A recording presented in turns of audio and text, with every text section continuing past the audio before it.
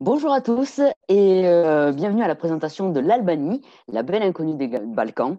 Moi, je suis Nathalie de Visite Europe et donc je vais tâcher de vous faire rêver, de vous faire découvrir cette belle destination qu'est l'Albanie. C'est vrai que c'est pas une destination qu'on a l'habitude d'entendre parler d'une part, qu'on a l'habitude d'aller visiter d'autre part. Donc c'est vrai que c'est un gros challenge aujourd'hui pour moi de vous donner envie et de vous faire voyager et de vous faire aimer cette belle destination, en tout cas, qu'est l'Albanie. Allez, un petit rappel simplement géographique au niveau de l'Albanie. Eh bien, voilà, l'Albanie, elle est voilà, située à la frontière du Monténégro. Donc, vous voyez, on a au nord le Monténégro, la Serbie à côté, Serbie et Monténégro, la Macédoine, la Grèce. Vous avez également une proximité géographique avec Corfou notamment. Et juste en face, ici en face de Vlorë, vous avez la botte italienne. Donc c'est vrai que tout, toute cet environnement, en tout cas ces pays aux alentours, eh bien, vont influencer l'Albanie en termes de culture notamment. Alors, l'Albanie, eh bien, tout simplement, la capitale de l'Albanie, eh bien, c'est Tirana. Ça, vous le voyez, 57 422 habitants. L'Albanie ne fait pas partie de l'Union européenne, donc voilà, une carte d'identité de moins de, enfin, une carte d'identité suffit hein, si vous restez moins de 3 mois sur place, donc ça vous le voyez. La monnaie, c'est le lek. Les cartes bleues sont peu acceptées, mais il y a beaucoup de distributeurs, donc vous n'êtes pas obligé de faire le change tout de suite et vous pourrez retirer directement sur place. La langue, c'est l'albanais, bien entendu, mais c'est vrai que, voilà, de par la situation géographique, on parle aussi un petit peu italien et puis on arrive à aussi s'exprimer en anglais assez facilement. Vous le voyez aussi ici, le drapeau, hein. Ce drapeau, je vous en parle un petit peu parce qu'on va en reparler tout à l'heure. Il provient du sceau similaire à celui de Skanderberg. Skanderberg, c'est le héros national albanais. C'est le meneur de la révolte contre l'Empire ottoman qui a conduit à une période de l'indépendance. Donc c'est vrai que ce fameux Skanderberg est largement mis en avant dans beaucoup de lieux en Albanie. Quand partir en Albanie? Eh bien, au niveau du climat, bah, c'est de bonnes températures, hein. On est à 250 jours de soleil par an. C'est un climat méditerranéen dans les régions littorales et continentales sur les hauts plateaux. Comme vous le voyez ici sur la cartographie, eh bien, on a une zone littorale, un gros littoral, plaine, et puis aussi on a des montagnes. Donc c'est vrai qu'on va avoir une variation au niveau du climat. Bon, vous le voyez hein, sur Tirana, les heures de soleil par jour sont plutôt sympas. Hein, sur mai, juin, juillet, août, septembre, allez, on est sur une moyenne de 10 heures de soleil par jour, ce qui est plutôt sympa. Mai, juin, juillet, août, au niveau des températures, on arrive au maximum jusqu'à 32 degrés. Nous, en règle générale, on va vous proposer plutôt des programmes sur juin ou sur septembre ou mai éventuellement. On est sur des températures très agréables pour visiter tranquillement sans avoir trop de chaleur. À Durès, en bord de mer, il va faire un petit peu plus frais, mais vous voyez, on est quand même là, on est sur des températures de la mer. On est sur du 25 degrés au mois d'août pour la mer, 18 au mois de mai. Si vous souhaitez faire un petit plouf, mettre les pieds, bon, c'est pas non plus désagréable.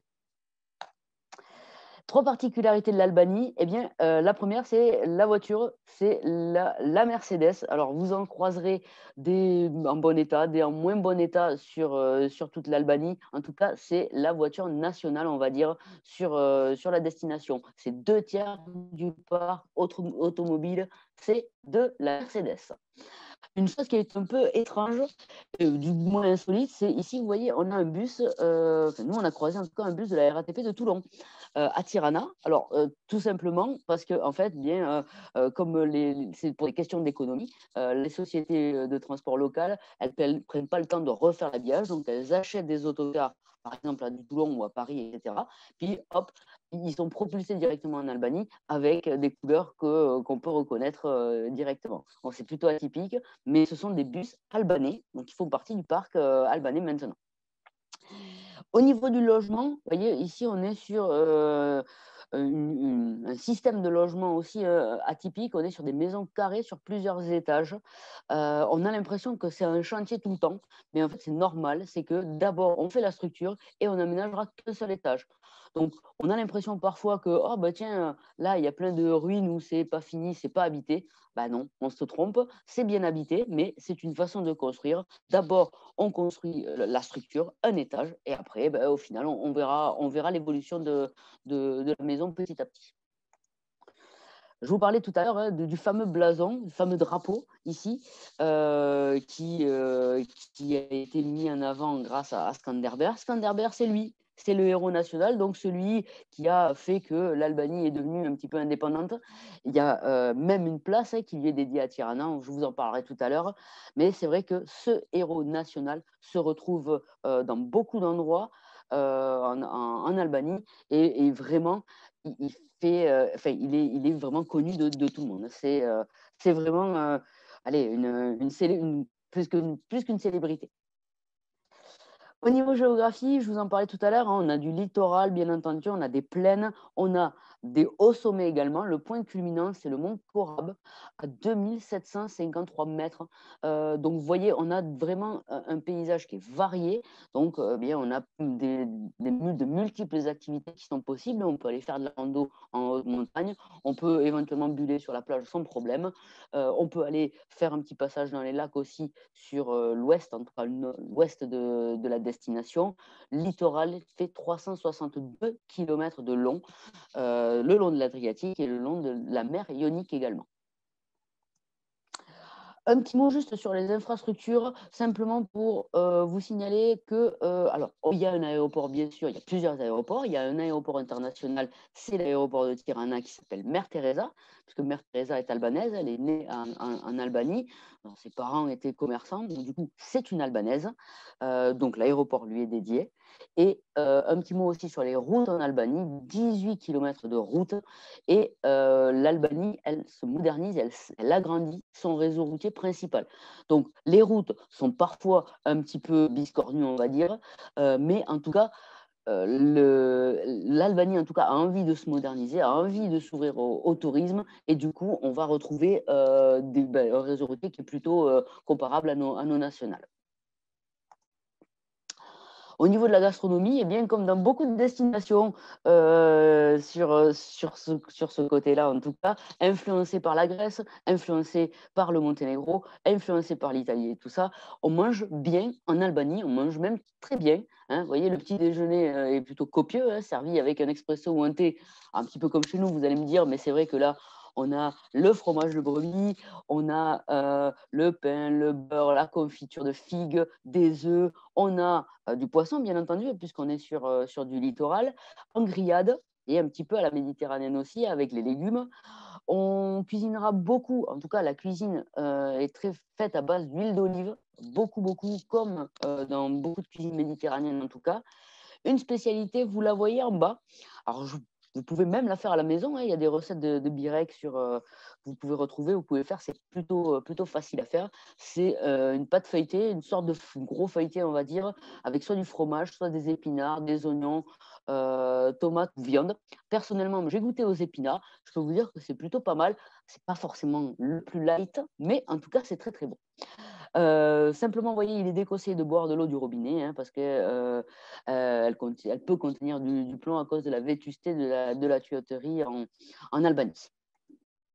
La gastronomie aussi, ça passe aussi par les boissons. Alors, bien sûr, on va retrouver café, bière, la bira de Tirana, hein, donc la bière classique, on va dire, de Tirana, du vin.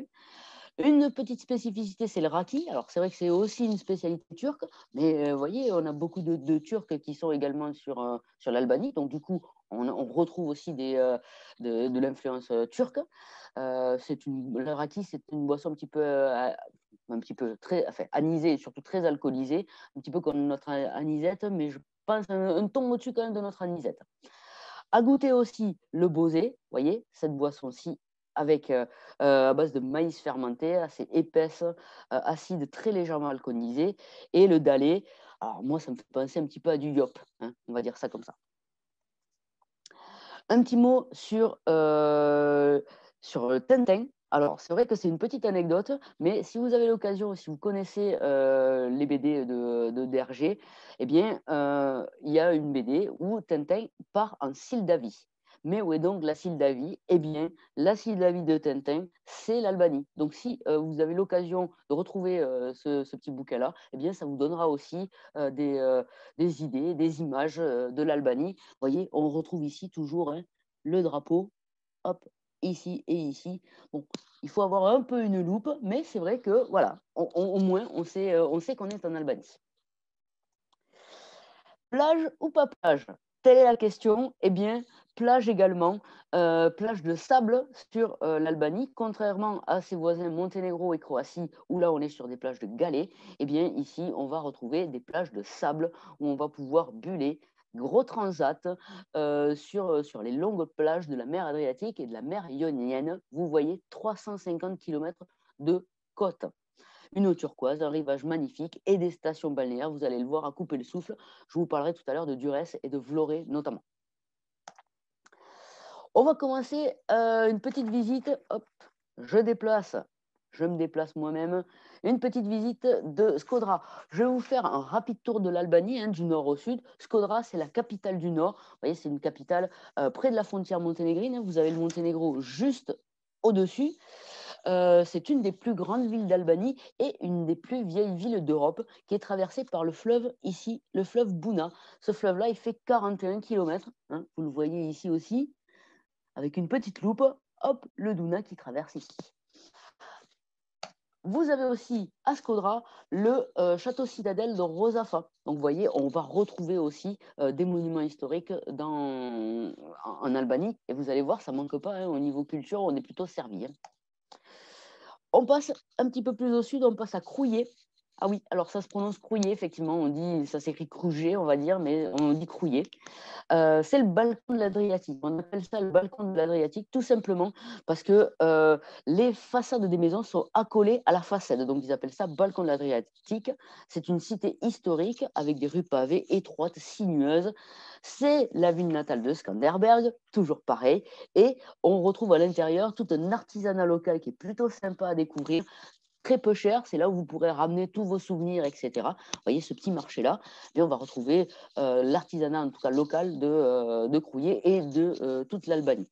On peut se faire plaisir hein, au niveau du pouvoir d'achat. Le coût de la vie est beaucoup plus abordable que chez nous, donc vraiment, n'hésitez pas à vous faire plaisir là-dessus.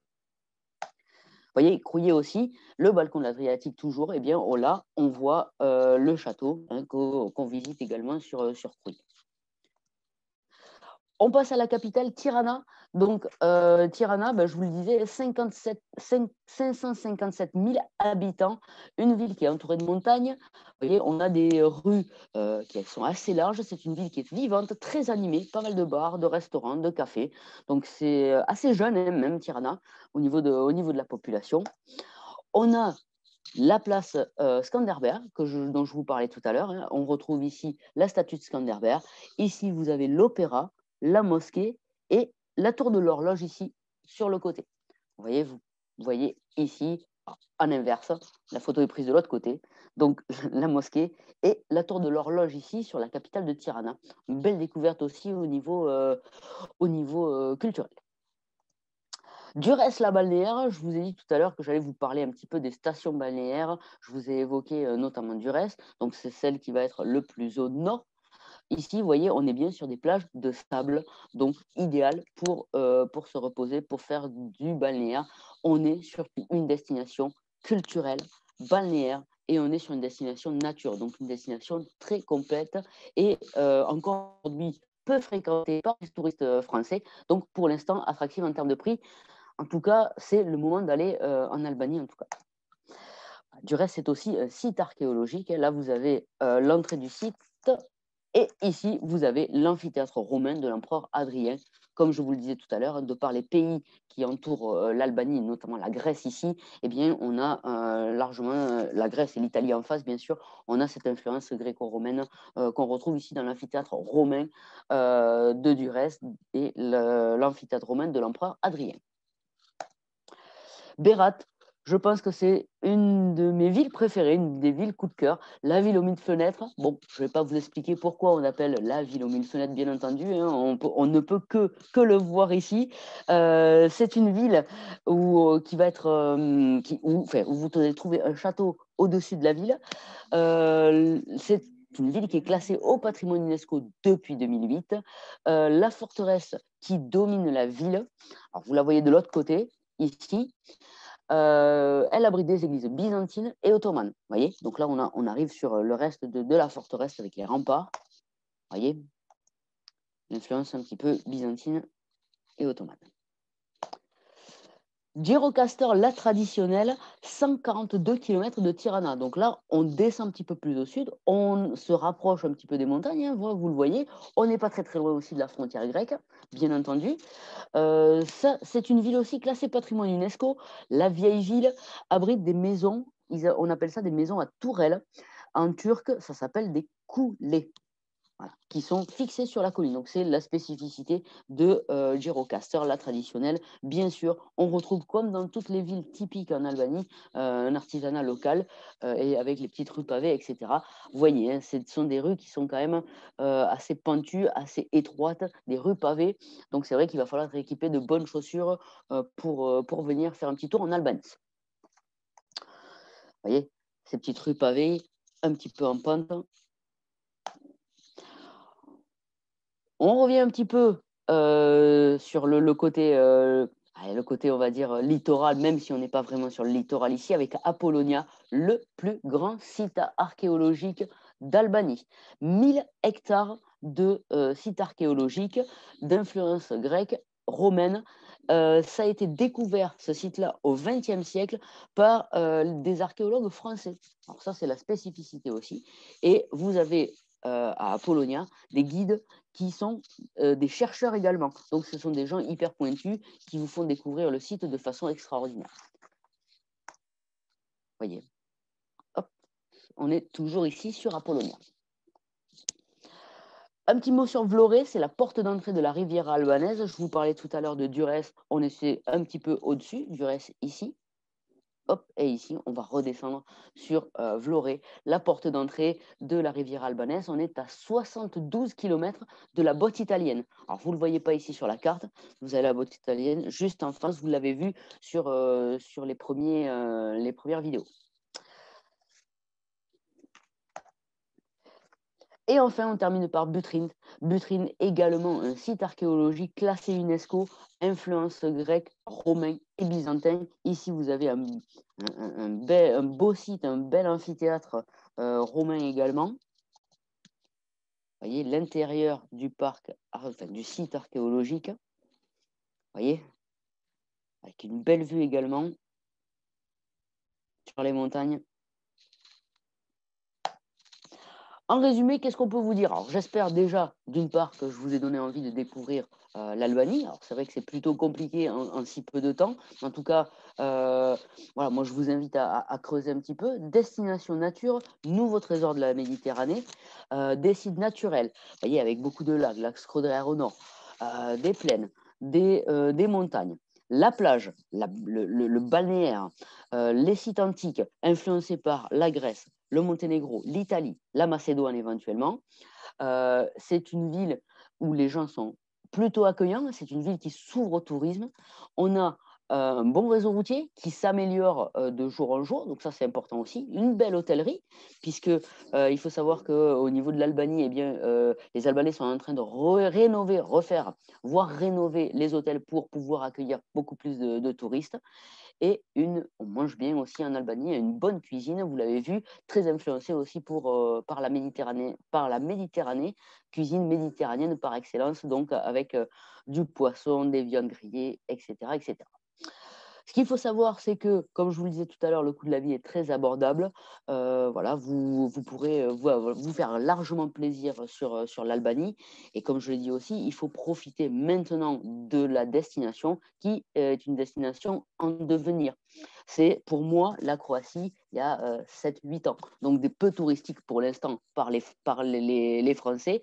Et quand ça va arriver, forcément les tarifs vont augmenter. Donc pour moi, c'est une destination où il ne faut pas tarder à aller visiter en tout cas. Un pays très sécure, pas besoin non plus d'adaptateurs électriques, hein, les prises vont bien pour vos téléphones, etc. Attention simplement à votre forfait de téléphone, puisque l'Albanie est hors de la zone euro. Donc, il faudra penser simplement à enlever l'itinérance. Sinon, vous risquez d'avoir des surprises au retour. De bonnes chaussures de marche, comme vous l'avez vu, beaucoup de ruelles qui sont pavées, en pente. Donc vraiment, voilà, il faut quand même pas venir en talon aiguille, hein, pour les dames sur la destination pour découvrir bonnes chaussures de marche pour vraiment aller dans les sites archéologiques, les forteresses, faire les petits marchés, etc.